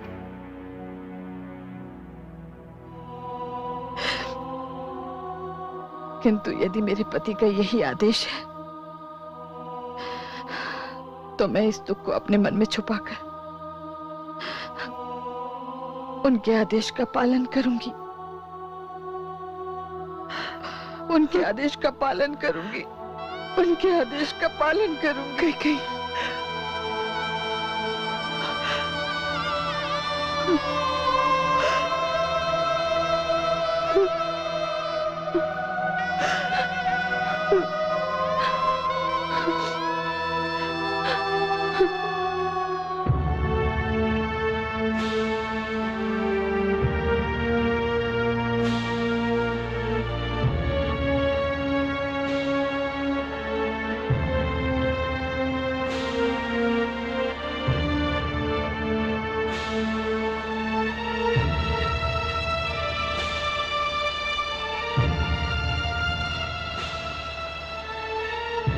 क्या वो भ्राताश्री?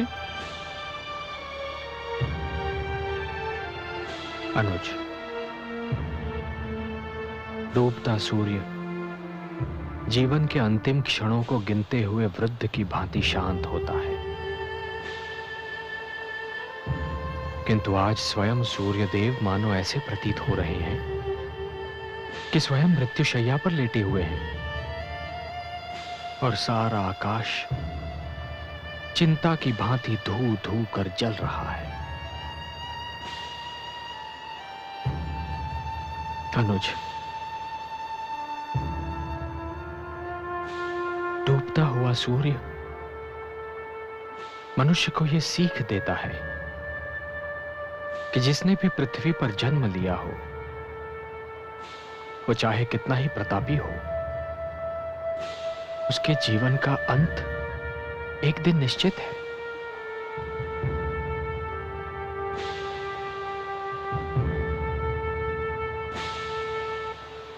हे शिव, सबको शांति दीजिए।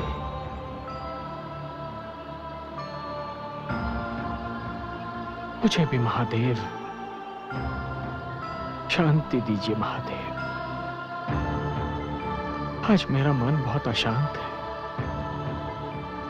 शांति दीजिए।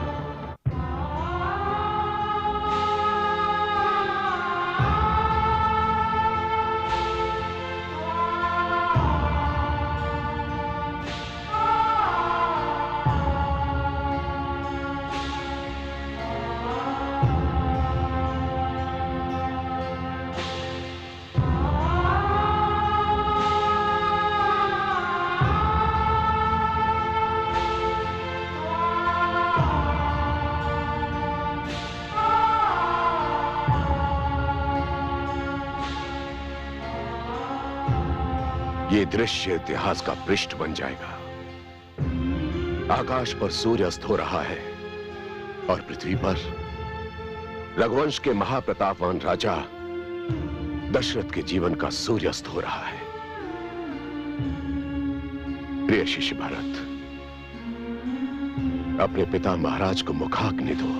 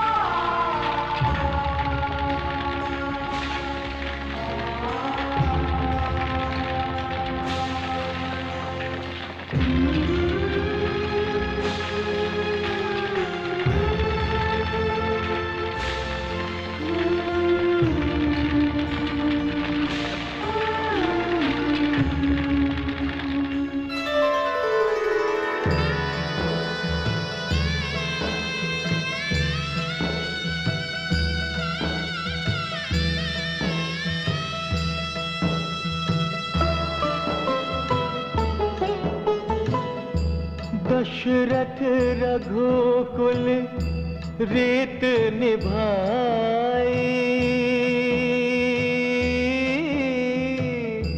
प्राण जाए पर वचन न जाए।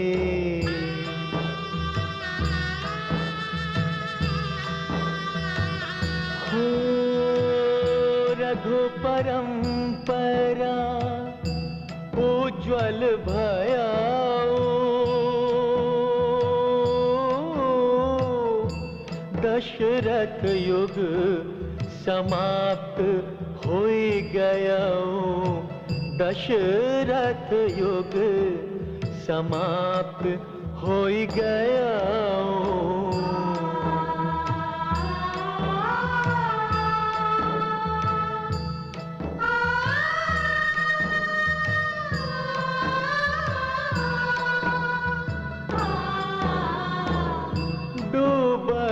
अवध अश्रु के जल में, दशरथ सूर्य अस्त भयो पल में। दशरथ सूर्य अस्त भयो पल में।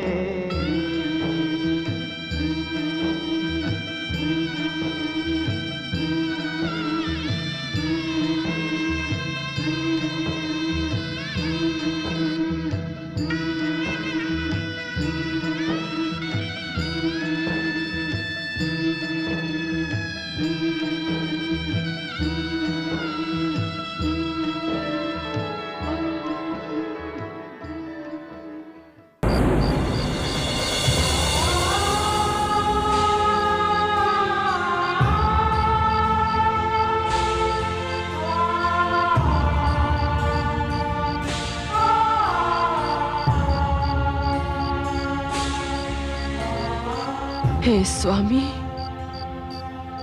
हे नाथ, मैं जानती हूँ मैंने अक्षम्य अपराध किया है। मैं तो आपसे क्षमा भी नहीं मांग सकती। आप तो क्षमा की सीमा से बहुत दूर चले गए। चिता की इस अग्नि ने आपके मृत शरीर को जलाया है, किंतु मैंने तो आपके जीवन में ही आग लगा दी। मैंने तो इन्हीं हाथों से अपनी मांग का सिंदूर उजाड़ दिया।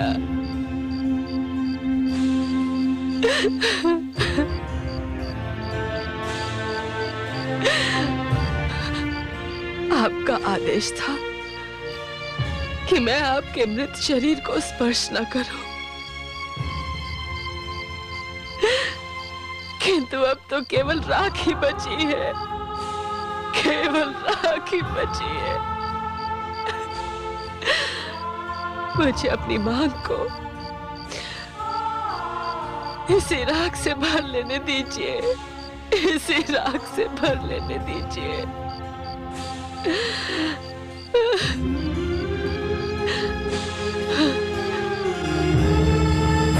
रुक जा।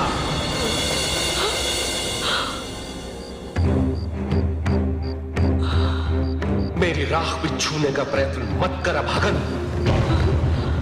तेरा स्पर्श मेरा परलोक भी बिगाड़ देगा।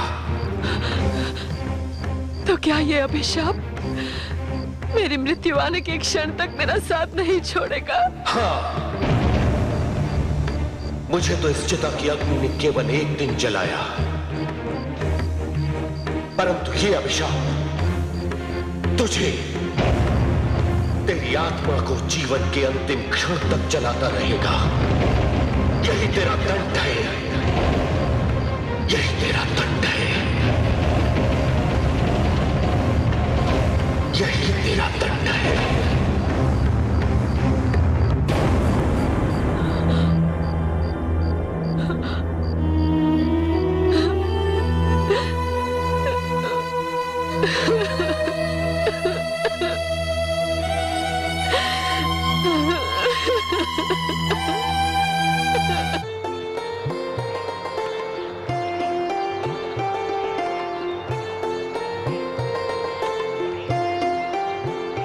लीजिए देवी, हम प्रयाग आ पहुंचे, जो तीर्थों का राजा है।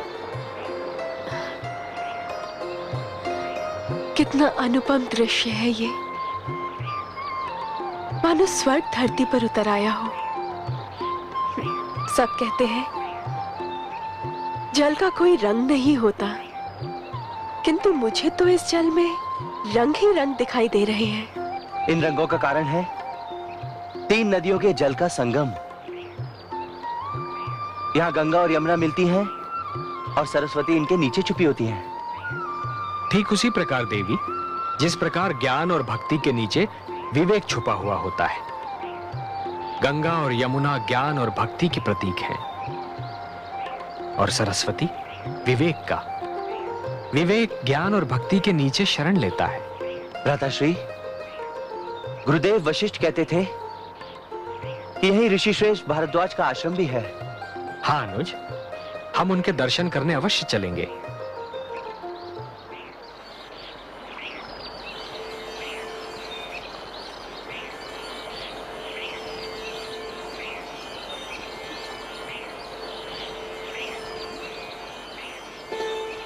प्रणाम मुनिगण। प्रणाम। हम ऋषिवर भारद्वाज के दर्शन करना चाहते हैं। उनका आश्रम स्थान कहाँ है? आपके माथे से जो तेज की किरणें फूट रही हैं, उसके प्रकाश में तो सारा संसार अपना मार्ग देख सकता है। आपको मार्ग जानने की क्या आवश्यकता है? फिर भी ऋषि भारद्वाज का आश्रम गंगा तट वाले मार्ग पर है। आप लोग कहाँ जा रहे हैं ऋषिगण? हम चित्रकूट की ओर जा रहे हैं। प्रणाम। प्रणाम।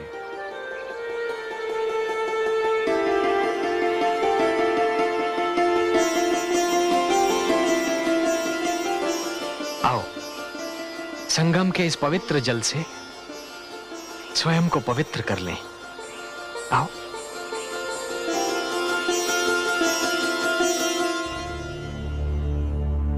प्रिय शिष्य, अयोध्या का राज सिंहासन रिक्त पड़ा है और ये राजधर्म और राजनीति के विरुद्ध है। अयोध्या की प्रजा अपने राजा को राज सिंहासन पर विराजमान देखना चाहती है और ये उसका अधिकार भी है। मैं तुम्हारी मन स्थिति को समझता हूं शिष्य, परंतु मनुष्य की मृत्यु के साथ जीवन की मृत्यु नहीं होती। वो तो चलता ही रहता है और उसे चलते रहना भी चाहिए। अपने पिताश्री के राजकाज को संभालना तुम्हारा दायित्व भी है और कर्तव्य भी। यह मुझसे नहीं होगा गुरुदेव। अयोध्या के सिंहासन पर मैंने सदैव भ्राताश्री को विराजमान देखा है। अब उस सिंहासन पर किसी और को यहां तक कि स्वयं को भी विराजमान में नहीं देख सकता गुरुदेव। मैं जानता हूं शिष्य, परंतु मेरे विचार से इसे नियति का एक आदेश मानकर इसके समक्ष नतमस्तक हो जाना चाहिए। क्षमा कीजिएगा गुरुदेव, किंतु मैं इसे नियति का आदेश मानता ही नहीं हूं। यह नियति का आदेश नहीं है, यह एक ऐतिहासिक भूल है गुरुदेव, और इस भूल को सुधारना इसलिए भी आवश्यक है ताकि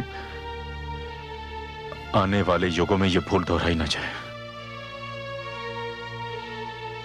मैं अयोध्या के सिंहासन पर विराजमान नहीं हो सकता गुरुदेव। महारानी कौशल्या की भी यही इच्छा है कि तुम अयोध्या का राजकाज संभालो।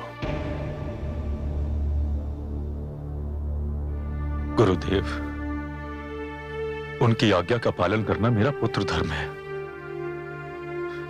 किंतु मेरी माता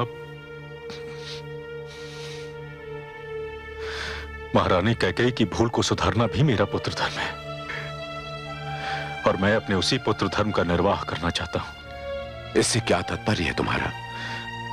गुरुदेव, मैं भ्राताश्री के पास जाऊंगा और उनसे अपनी माता की भूल के लिए क्षमा याचना करूंगा। उनसे कहूंगा कि वो अयोध्या लौट चलें एवं राज सिंहासन ग्रहण करें, और मुझे पूर्ण विश्वास है गुरुदेव कि वो अपने अनुज की याचना को अस्वीकार नहीं करेंगे। हाँ गुरुदेव, मेरी शुभकामनाएं तुम्हारे साथ हैं। यशस्वी भव।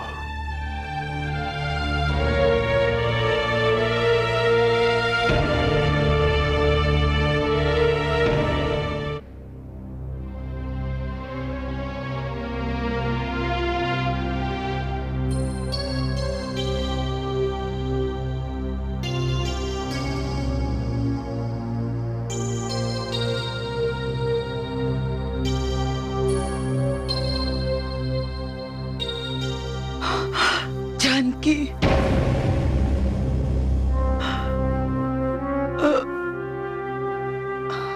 मांडवी। मैं जानती हूँ माताश्री कि आप दीदी सीता को कितना चाहती हैं। मैं आपसे यही कहने आई थी माताश्री कि आप स्वयं को कभी अकेली मत समझिएगा। मैं भी आपकी उतनी ही सेवा करूंगी जितनी सीता दीदी आपकी सेवा करती थी। पुत्री,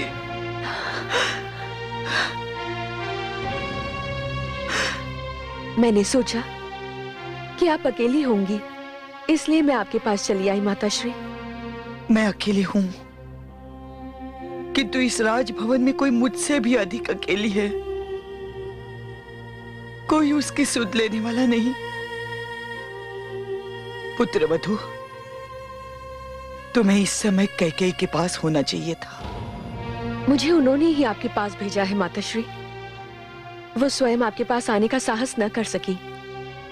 उनके मन पर बहुत बड़ा बोझ है कि भ्राताश्री राम और दीदी सीता को उन्होंने आपसे अलग किया है। बावली है वो, नियति के निर्णय को अपना अपराध समझ रही है। नहीं पुत्री, तुम कैकेयी के पास जाओ। वो इस समय जिस स्थिति से निकल रही है वो मृत्यु से भी अधिक कष्टदायी है। जाओ पुत्री, उससे कहो कि मैं अपने पुत्र राम की सौगंध खाकर कहती हूं कि उसके प्रति मेरे मन में तनिक भी मैल नहीं है। देखो पुत्री, अभी कैकेयी के प्रति भरत का क्रोध समाप्त नहीं हुआ है। मैं किसी न किसी ढंग से भरत को मना लूंगी, किंतु कैकेयी को समझने वाला कोई नहीं है। मुझे वचन दो, तुम कैकेयी का ध्यान रखोगी।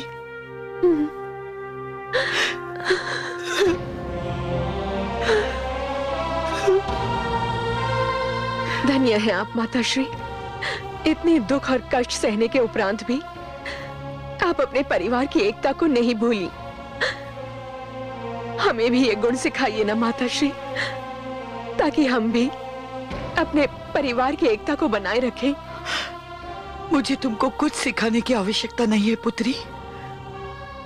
जानकी और उसकी बहनों को देखते ही मैं जान गई थी कि रघुकुल की एकता की रीति आगे ही बढ़ेगी। देखो ना, संकटों के होते हुए भी हम सब एक हैं। किसी के मन में किसी के प्रति कोई बैर नहीं, कोई कटुता नहीं। माताश्री,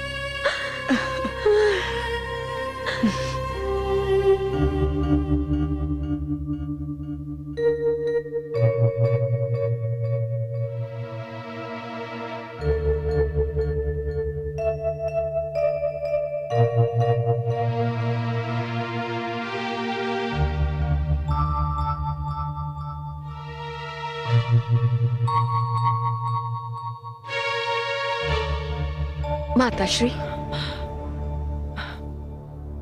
पुत्री, तुम इतनी शीघ्र लौट आई? हाँ माताश्री, पर मैंने तो तुम्हें कौशल्या दीदी के पास रहने के लिए कहा था। उन्होंने कहा कि मैं आपके पास रहूं। आप अधिक अकेली हैं। उनसे अधिक आपको मेरी आवश्यकता है माताश्री। सत्य? उन्होंने ऐसे कहा? हाँ माताश्री, और उन्होंने ये भी कहा कि आपकी पीड़ा को समझने वाला कोई नहीं है।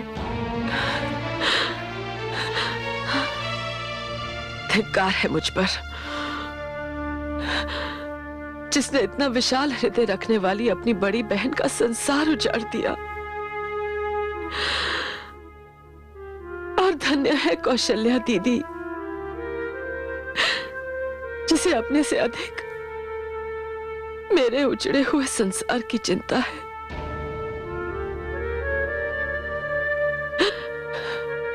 पुत्री, क्या मैं कभी उनसे आंख मिला पाऊंगी? क्या मैं अपने माथे पे लगे इस कलंक को कभी धो सकूंगी?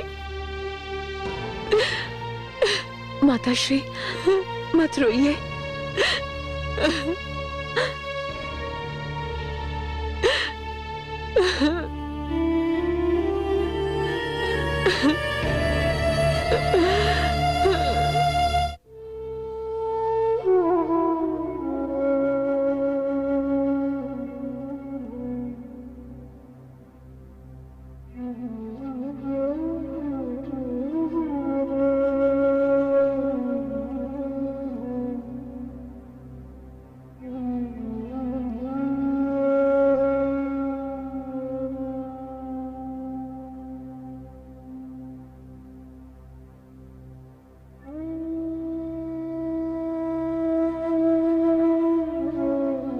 बड़ी माँ,